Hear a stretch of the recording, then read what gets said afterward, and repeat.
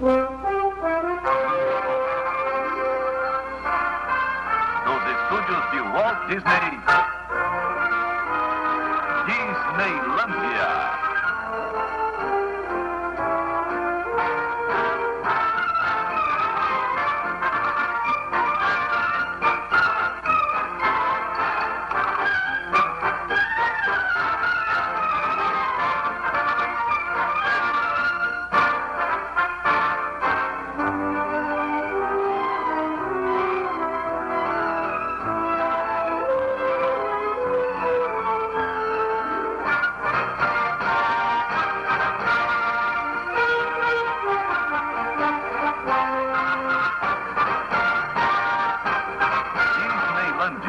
Um mundo maravilhoso de cores.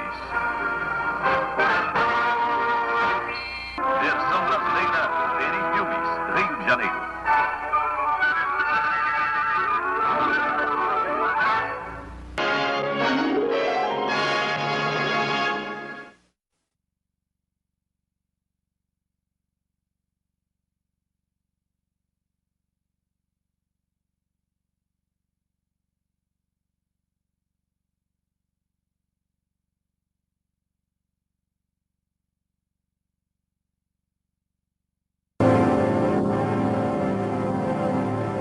Há muitos, um escritor e engenheiro falou do gênio de um homem que descobriu a força do universo e que a empregou para fazer mover seu navio a 20.000 léguas submarinas.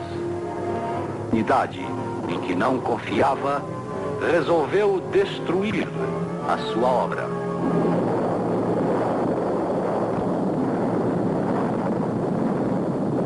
Mas ainda há esperança.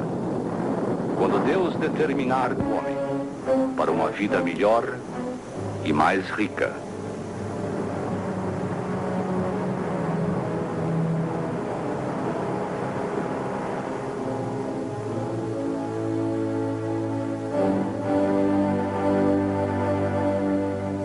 O fictício às vezes estranhamente se torna fato. O nosso estúdio produziu o imortal conto 20.000 léguas submarinas, romance do famoso submarino. De acordo com a história, Nautilus movia-se por uma força mágica. Hoje, a história é realidade.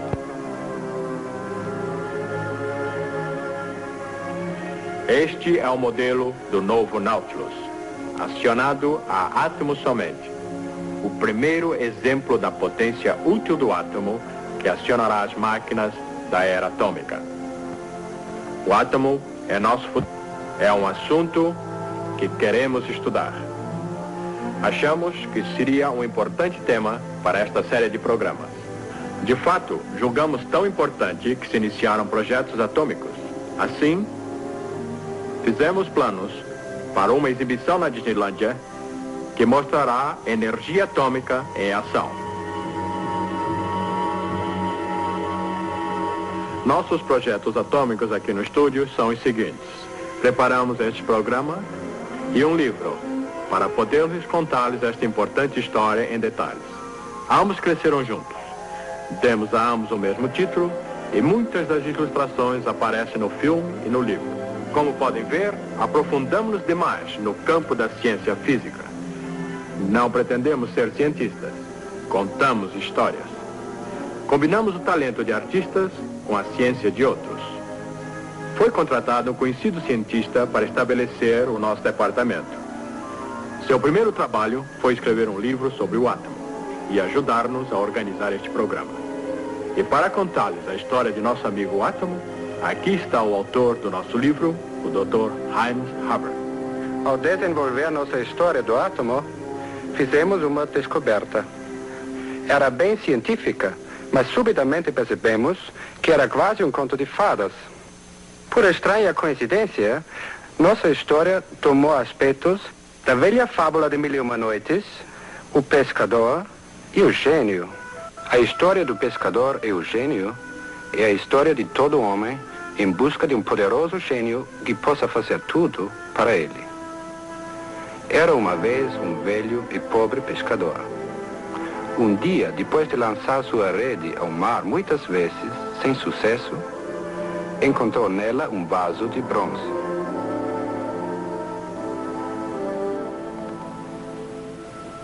Tapado por uma rolha de chumbo. Maravilhado com seu achado, o pescador disse: Aposto que esse vaso selado tão bem deve conter uma...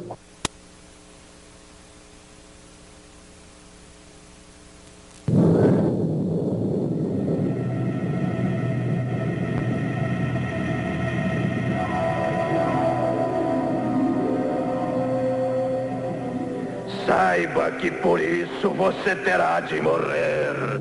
Valha-me Deus! Pelo menos diga-me por quê. Como estive preso naquele jarro por muitos séculos, minha ira cresceu e cresceu até que jurei matar meu libertador. Que cruel ardil do destino. Ardil? Ô gênio! Já que você resolveu me matar, responda a minha última pergunta.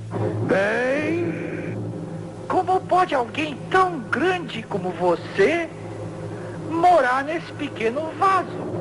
que? Você não acredita em mim? Eu poderia acreditar só vendo. Veja então. Agora voltará para o mar. Não, eu estava brincando. Ai, não, solte-me outra vez e prometo atender 3 pedidos seus.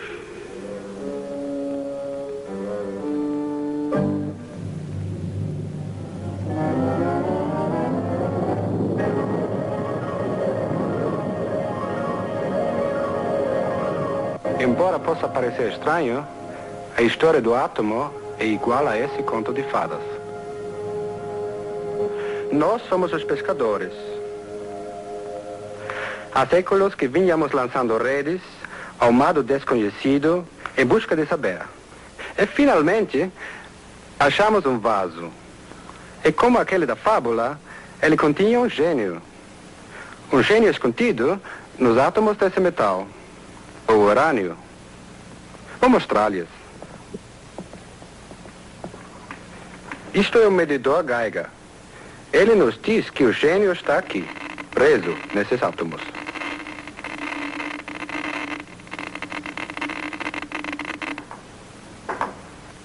E essa é nossa história. Como o vaso foi descoberto, como o gênio foi libertado, como o primeiro ameaçou matar, e como finalmente foi forçado a dar-nos 3 graças.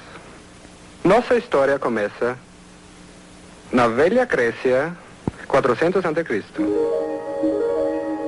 Naquele tempo, o homem acreditava que tudo na Terra fosse composto de 4 elementos somente: terra, ar, água e fogo. Mas Demócritos, um filósofo daquela era, pensava que esses elementos pudessem ser divididos em partículas menores e deu a elas o nome de átomos, que significa partículas indivisíveis. Eu posso esmigalhar isto e transformar esta terra em pó. Se eu pudesse reduzir este pó a partículas infinitesimais, eu teria átomos. Esta praia parece um tapete sólido. Contudo, se a examinarmos mais de perto, veremos que é composta de milhões de grãos de areia. Se considerarmos átomos estes grãos de areia, poderemos juntá-los e dar-lhes a forma que desejarmos. E é assim que a natureza usa essas pequenas partículas, esses átomos, para compor todas as coisas: a terra, a água, o ar e o fogo. Se o ar e o fogo são compostos de pequenas partículas, como é que se elevam? Essas partículas cairiam sobre a terra como chuva de cascalhos. O homem que não concordou com Demócritos foi Aristóteles, o famoso filósofo grego. Sua filosofia guiou o pensamento do homem nos 2000 anos que se seguiram. Por isso, o conceito do átomo se perdeu no decorrer dos séculos. No século XVII, o homem resolveu pensar e agir. Sua filosofia tornou-se ver para acreditar. Inventou o telescópio e esse instrumento mágico aumentou consideravelmente o alcance de sua visão. Ele viu as montanhas e as crateras da Lua.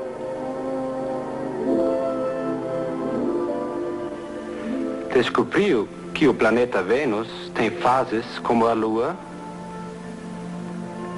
e que Júpiter também tem seus satélites. O homem viu pela primeira vez o disco de Marte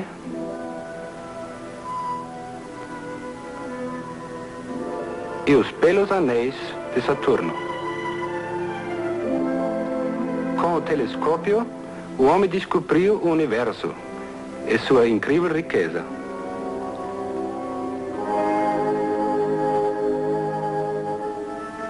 Na mesma época, um segundo instrumento poderoso foi inventado: o microscópio. Com ele, o homem passou a explorar um mundo de coisas diminutas, cheio de desenhos e padrões. Esses desenhos e padrões foram observados em coisas comuns, como a madeira, nas penas dos pássaros, nos insetos, nas escamas dos peixes. O microscópio revelou detalhes infinitos de tudo, como a beleza escondida em conchas tão diminutas que milhões delas parecem apenas poeira.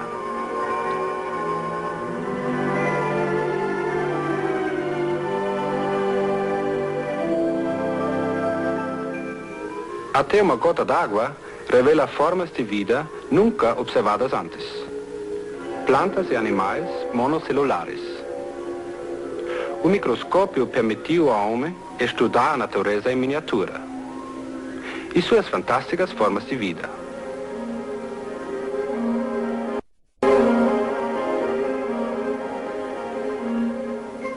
Foi também com o microscópio que o homem descobriu as belas e simétricas formas de cristais e os delicados contornos dos flocos de neve, todos diferentes entre si. Nas formas regulares dos cristais, esconde-se o segredo da existência do átomo. O microscópio, é lógico, não mostra os átomos, que são pequenos demais para isso. Mas fez o homem imaginar que tudo que ele viu e descobriu devia ser composto de alguma coisa ainda menor.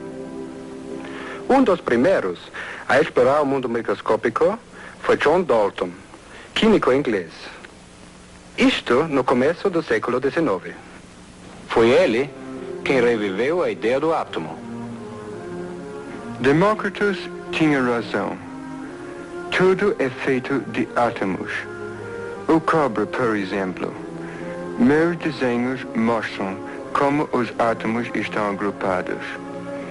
Eles são como que pequenas bolas indestrutíveis, com uma força desconhecida agindo entre eles. Quando os átomos se combinam, camada sobre camada, aos milhões, eles formam um pequeno cristal. Os cristais agrupados formam o cobre, que conhecemos tão bem.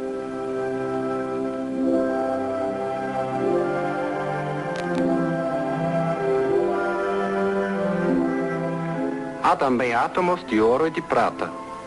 Há átomos diferentes por toda a parte. Átomos de enxofre num fósforo, carbono em todo lápis, mercúrio nos termômetros.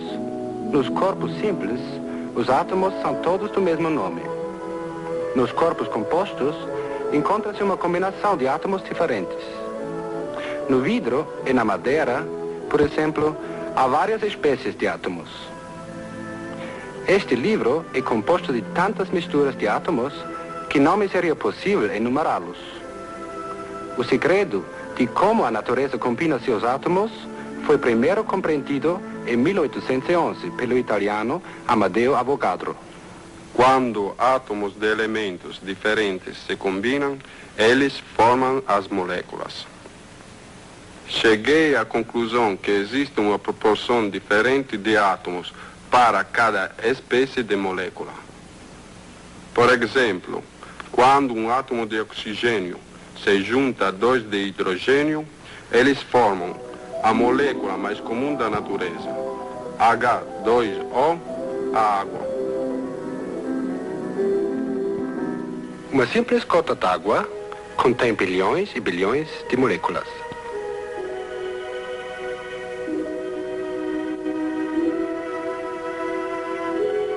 São tão pequenas que não podem ser vistas, mesmo com um poderoso microscópio. Mesmo assim, o microscópio revela um fato importante sobre átomos e moléculas. Ele mostra que estão em movimento constante. Aqui estão partículas de poeira numa gota d'água. E vocês podem observar que se movem empurradas pelas moléculas d'água. Foi há mais de 100 anos que o microscópio revelou pela primeira vez que átomos e moléculas estão sempre em movimento. Agora, numa chama, por exemplo, o movimento dos átomos e das moléculas é extremamente violento. E é por isso que a chama é quente. Em nossa pele, há órgãos que podem sentir esse movimento na forma de calor ou mesmo de dor. No vidro, ao contrário, as moléculas se movem mais devagar. E por isso nos transmite uma sensação mais normal. No gelo, as moléculas também se movem, mas muito lentamente. Por isso, o gelo é frio. Examinemos o calor sobre um óleo atômico, por assim dizer. Os átomos, é lógico, não se queimam. Eles simplesmente se arranjam de outra maneira para formar resíduos e cinzas. Para que possamos ver o que acontece, vamos exagerar o tamanho dos átomos, fazendo-o 1 bilhão de vezes maior do que realmente é. As moléculas na chama deslocam-se a tremenda velocidade e chocam-se contra as moléculas do vidro.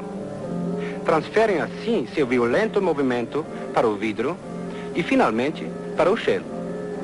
É como um jogo de bilhar, com as bolas chocando-se uma contra as outras.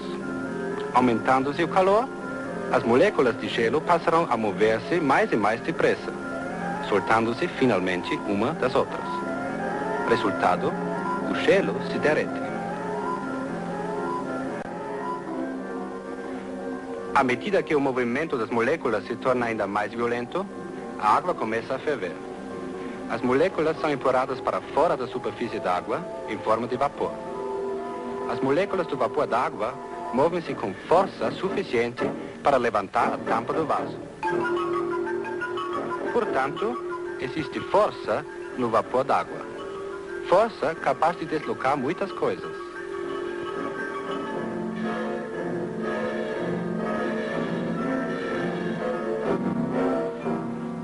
O aproveitamento da força do vapor d'água marcou o advento da era mecânica.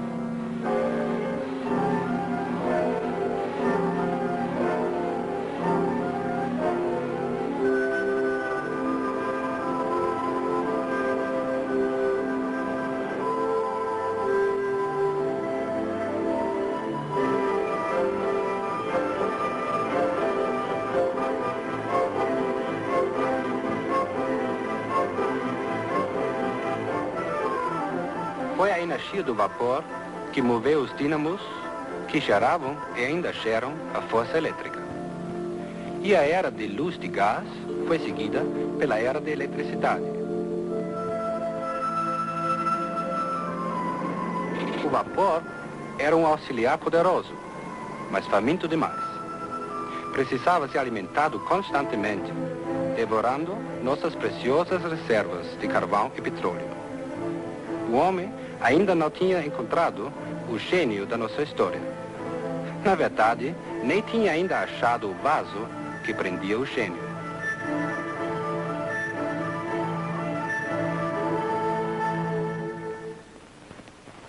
Foi em 1896. Ainda à procura de saber, a rede foi lançada ao mar do desconhecido. E como em nossa fábula, algo veio nela. E acidentalmente. A descoberta foi feita por Henri Becquerel, um francês e cientista. Hoje, eu descobri algo bem estranho. Eu tinha deixado uma pedra de urânio em cima de uma chapa fotográfica virgem, numa gaveta fechada. Descobri mais tarde que a chapa tinha sido afetada por uma luz qualquer.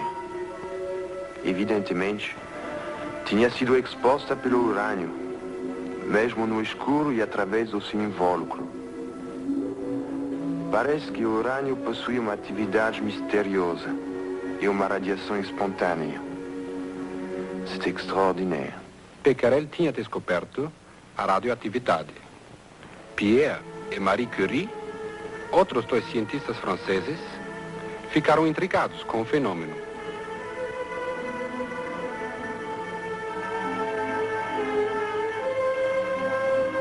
E enquanto procuravam descobrir a fonte de radiação do urânio, descobriram um novo elemento, capaz de emitir raios ainda mais fortes. Veja, um novo elemento. E como é radiante. Brilha até no escuro. Vamos chamá-lo de rádio. O rádio mostrou ser uma fonte misteriosa de energia. Esse surpreendente elemento emitia raios contínua e interminavelmente. Isso contrariava todas as leis científicas daquela época. Como poderia tão pequena massa conter tanta energia? Esse mistério veio perturbar os fundamentos da ciência. Finalmente, foi explicado em 1905, quando Albert Einstein descobriu uma nova e importante lei física, que toda massa contém uma tremenda quantidade de energia. E representar energia. M é a massa do corpo. E C é a velocidade da luz. Ora, C ao quadrado é um grande número. Portanto, até mesmo quando multiplicado por uma pequena quantidade de massa, o resultado é uma grande quantidade de energia. Essa é uma explicação científica, mas seu profundo significado pode ser melhor compreendido através da nossa fábula. Einstein, como pescador, descobriu que uma grande força estava contida num pequeno vaso. O rádio emite sem parar pequenas porções da sua energia por meio de radiação, um pouquinho por segundo. Mas o rádio tem tanta energia que sua atividade pode continuar por muitos milhares de anos. Esses raios de energia eram, na realidade, fragmentos dos átomos que se partiam. Assim, o átomo não poderia ser mais considerado como a menor partícula na natureza. Evidentemente, o átomo não era indestrutível. Mas então, o que era? O primeiro a chegar perto da resposta foi Lord Ernest Rutherford, físico inglês. O ano 1911. Empreguei hoje os fragmentos emitidos pelo rádio para estudar a natureza do átomo. Coloquei uma pequena massa de rádio dentro de um bloco sólido de chumbo. O chumbo absorveu todos os raios, exceto os que podiam escapar por um orifício no bloco. Eu construíra uma espécie de revólver atômico. Para fazer os raios visíveis, usei uma tela fluorescente. Para alvo, escolhi uma folha finíssima de ouro. Mas, para minha surpresa, as balas de meu revólver atômico passaram pela folha de ouro como se ela não estivesse lá. Era como se eu atirasse contra um fantasma. Isso era de fato surpreendente, porque a folha de ouro era uma parede sólida de 2.000 átomos de espessura. Por conseguinte, o átomo não pode ser tão sólido como sempre pensei. Então, inesperadamente, uma das balas atômicas ricocheteou, como se atingisse alguma coisa sólida.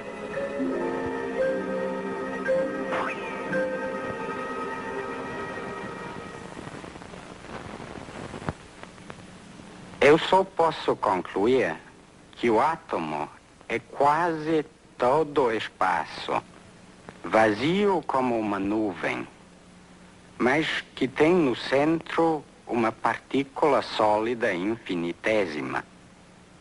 Uma partícula sólida no centro do átomo.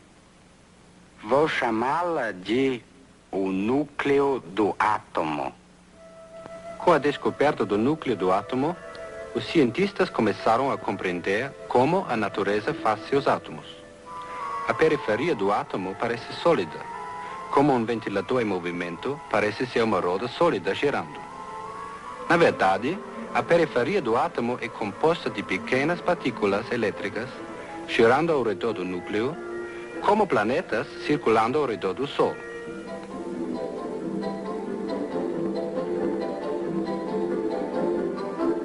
Essas pequenas partículas elétricas da periferia do átomo são chamadas eletrões.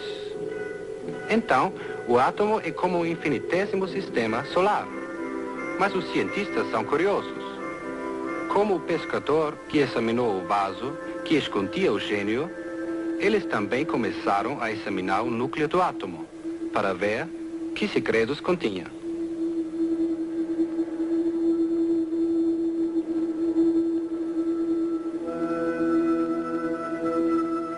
Descobriram assim que o núcleo do átomo era composto de pequenas partículas elétricas. Deram-lhes o nome de prótons, que significa partículas primárias. Mais tarde, outras partículas foram descobertas no núcleo. Essas últimas sem cargas elétricas, neutras, portanto. Por isso, deram-lhes o nome de neutrões. Tinham resolvido finalmente o mistério da estrutura do átomo.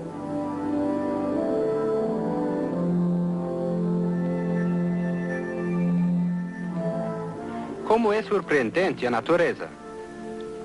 Há um número infinito de sistemas solares de Sol atômico e de planetas atômicos em tudo que nos cerca.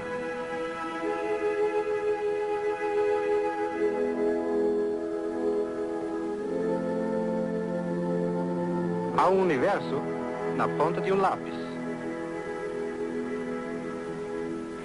Até nesse ponto, há bilhões de vezes mais átomos que pessoas na Terra.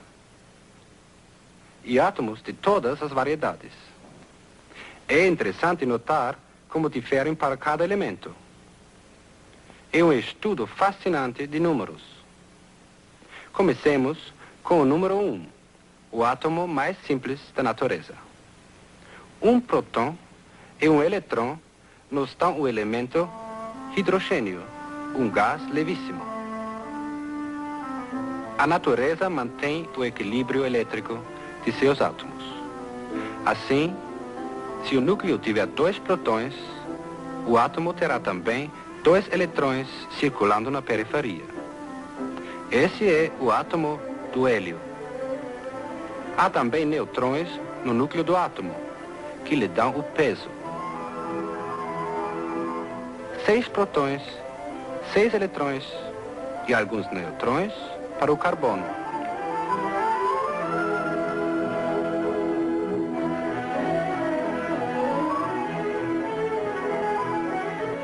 E 16 de cada para o enxofre.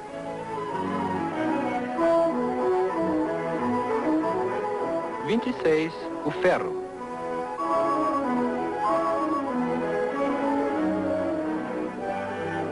E 47 a prata.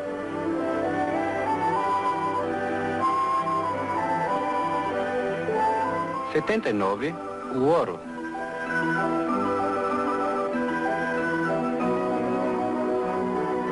E 92 o urânio o famoso elemento radioativo.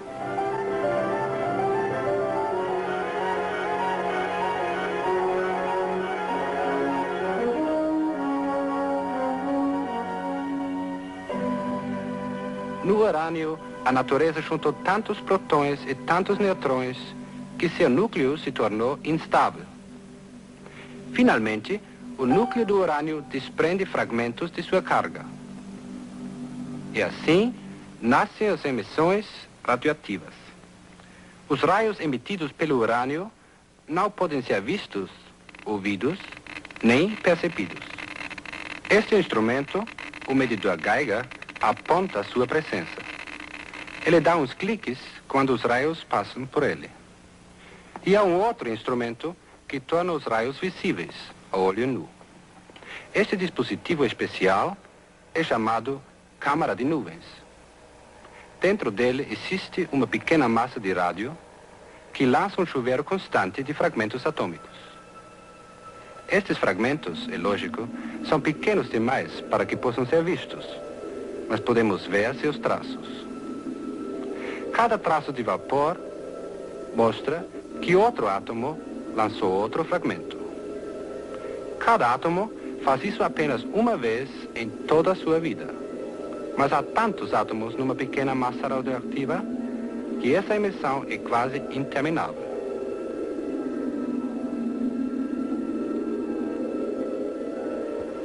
Podemos dizer que o átomo radioativo é como uma ratoeira.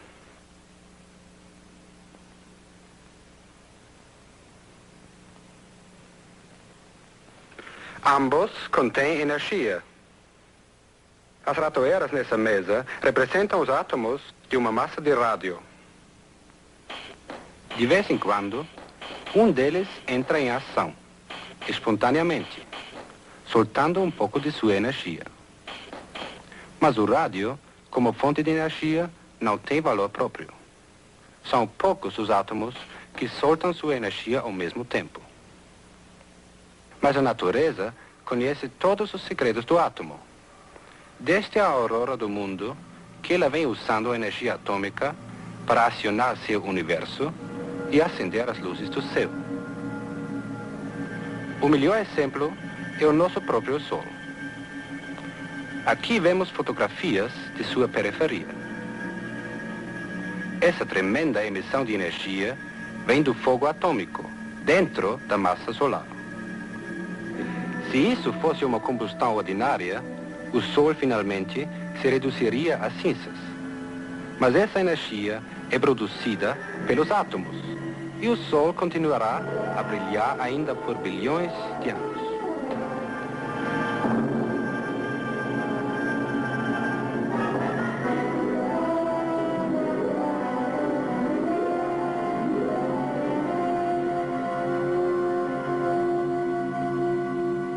Por muito tempo, somente a natureza sabia abrir o vaso que continha tão poderosa força.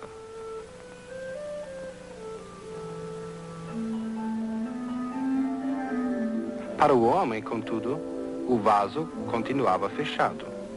Finalmente, o homem descobriu como abrir o vaso. O pescador usou sua faca.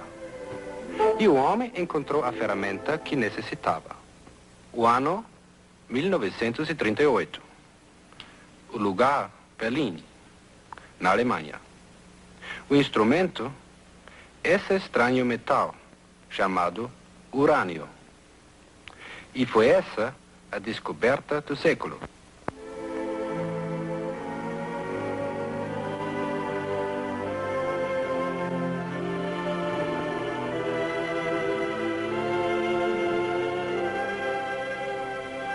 Otto Hahn e Fritz Strassmann estudavam o átomo de urânio.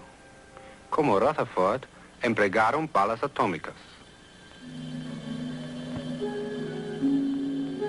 Usaram os neutrões do átomo em suas experiências. As partículas neutras escondidas no núcleo do átomo. Sendo neutro, o neutrão não é desviado pela carga elétrica dos átomos e passa por eles em linha reta. Finalmente, o neutrão encontrou o núcleo do átomo. O núcleo do urânio abriu-se em dois. O homem realizara a desintegração do átomo. Mas isso não foi só. O núcleo do átomo de urânio reproduziu outros dois núcleos. Uma bala foi usada para dividir o átomo e outros dois foram criados no processo. Agora temos dois neutrões para dividir dois átomos. Isso se tornou um prospecto fabuloso. Uma cadeia de reações nucleares. Voltemos agora às nossas ratoeiras. Podemos criar uma cadeia de reações com elas. Usaremos duas bolas de ping-pong para representar os neutrões. Serão lançadas quando o átomo se dividir.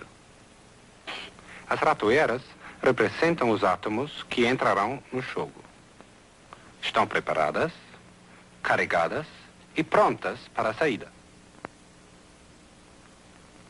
O necessário é um neutrão para dar início a uma ratoeira.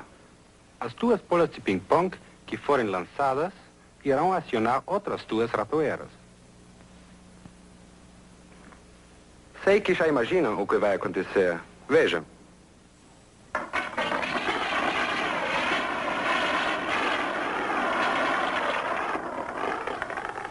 Uma cadeia de reações atômicas trabalha da mesma maneira. Um neutrão é bastante para dar-lhe início.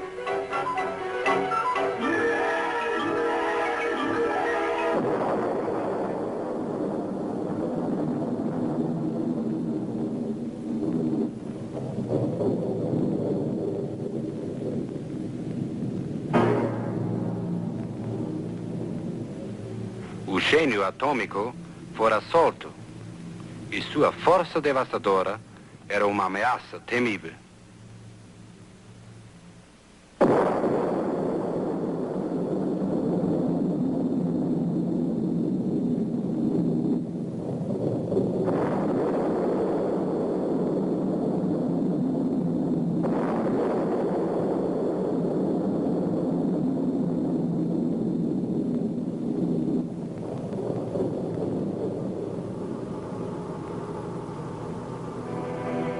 A primeira explosão atômica chocou o mundo. Talvez fosse melhor se a energia atômica nunca tivesse sido descoberta.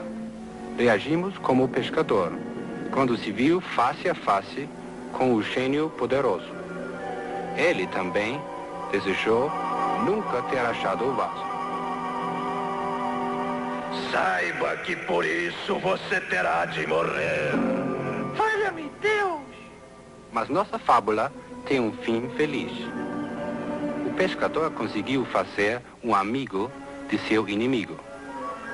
Felizmente, a ciência também poderá fazer o mesmo. Uma explosão atômica é mais que uma ameaça. É também uma perda lamentável de calor e radiação. Para que essa energia possa ser útil ao homem, a explosão precisa ser mais lenta. Deixe-me mostrar a vocês. A explosão das ratoeiras pode ser alentada por meio de uma câmara lenta.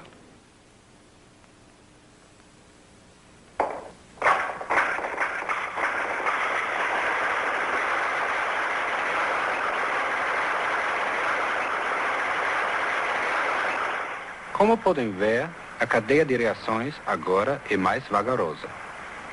A energia é propagada devagar. E o calor e a radiação se desenvolvem dentro de limites úteis. Os cientistas produzem reações mais lentas no famoso reator atômico. O reator atômico não passa de um forno de grossas paredes de concreto, dentro do qual está o fogo atômico. Blocos de urânio servem como combustível.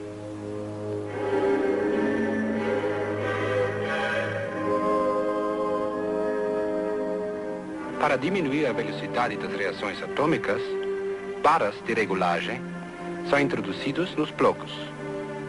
Essas barras absorvem neutrões.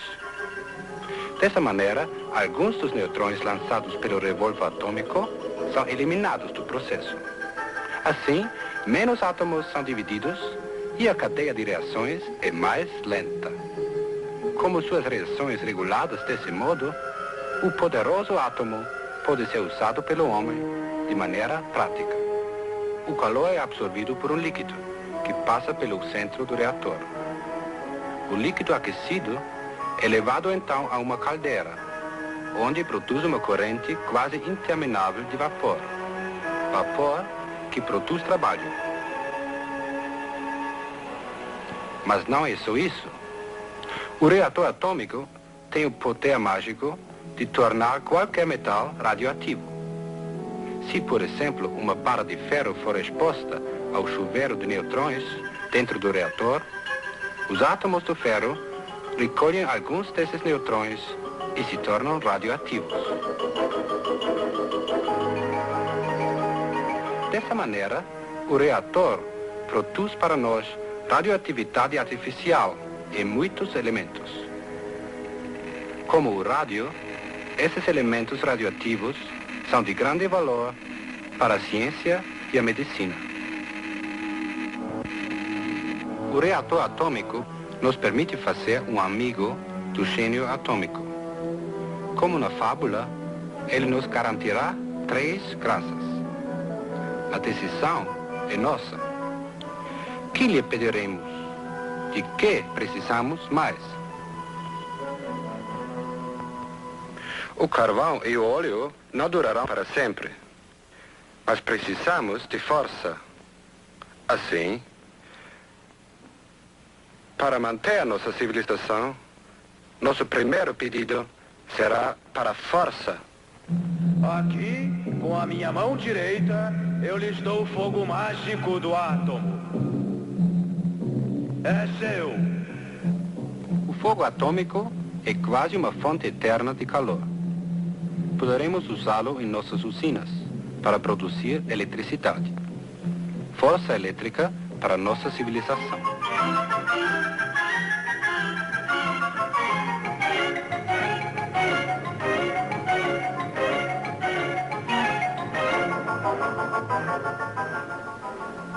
E força para acionar nossos navios.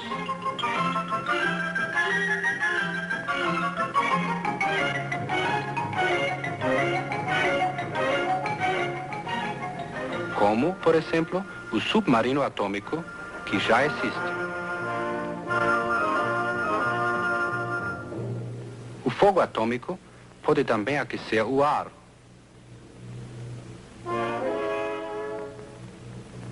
Assim, o átomo também poderá acionar aviões a jato.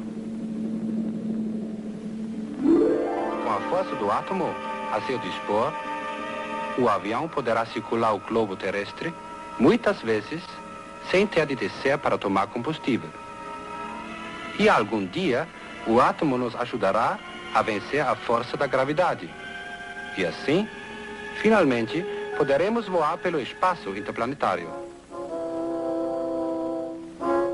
Aqui estamos queimando nosso carvão e nosso petróleo para obtermos força. Mas agora temos uma nova fonte de energia, limpa, silenciosa, abundante.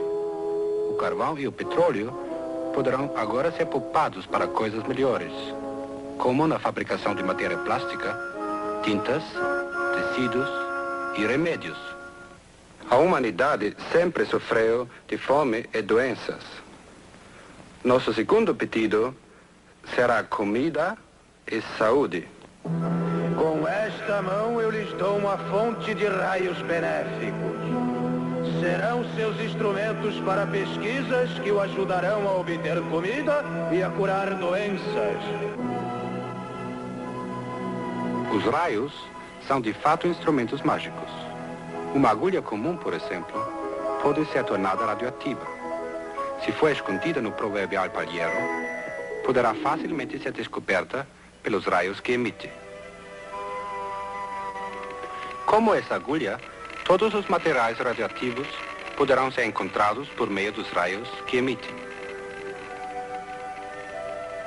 Com compostos químicos radioativos, poderemos observar o crescimento das plantas e poderemos acompanhar o alimento da planta desde o solo até a fruta. Dessa maneira, a ciência poderá auxiliar o agricultor a obter colheitas abundantes e mais ricas. O crescimento dos animais poderá ser estudado da mesma maneira. E o melhor alimento poderá ser encontrado para tornar o gado melhor e mais saudável. E assim, o átomo criará mais comida para nossa crescente população. Estes mesmos raios serão os instrumentos da medicina atômica. O sódio radioativo, por exemplo, é usado para regular a corrente sanguínea através do corpo humano. É injetado no braço e então o medidor Geiger verifica o tempo que leva para chegar ao coração. E assim, o átomo ajuda o homem a reconhecer condições cardíacas.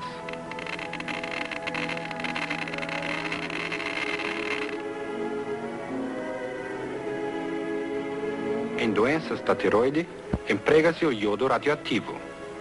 Misturado num coquetel atômico, vai se alojar na tiroide, porque essa glândula atrai o iodo.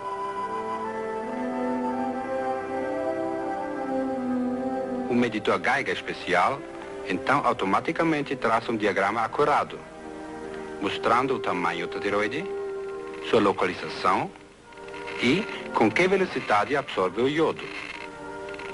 Elementos radioativos ainda podem curar certas doenças. O fósforo, por exemplo, aloja-se nos ossos, de onde sua radiação moderada pode curar certas doenças do sangue. O paciente cai mesmo quando trabalha ou dorme. O cobalto radiativo é empregado na famosa bomba de cobalto. Mas essa é uma bomba benéfica, usada nos hospitais para curar essa temível doença. E temos ainda a fazer um terceiro e último pedido, que é de grande importância. Muitas lendas contam que a escolha pode ser mal feita. E como o último pedido, destruiu os benefícios dos primeiros. O gênio atômico tem em suas mãos todo o poder de criação e destruição. Mas o mundo tem razão de temer seus poderes destrutivos. Por isso, nosso último pedido será simplesmente que o gênio atômico seja nosso amigo para sempre. Os grandes pensadores do passado nos legaram um tesouro de sabedoria, mas nunca pensaram que usaríamos essa sabedoria de modo destrutivo. Agora cabe a nós usar o tesouro atômico de maneira útil e benéfica.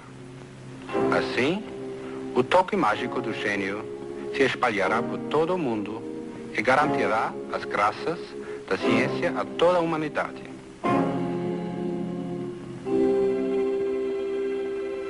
Os grandes cientistas que nos antecederam legaram-nos seu conhecimento do átomo. E nosso último pedido será uma realidade se usarmos esse conhecimento com tolerância e bondade. Então, e só então, o átomo será nosso amigo de verdade.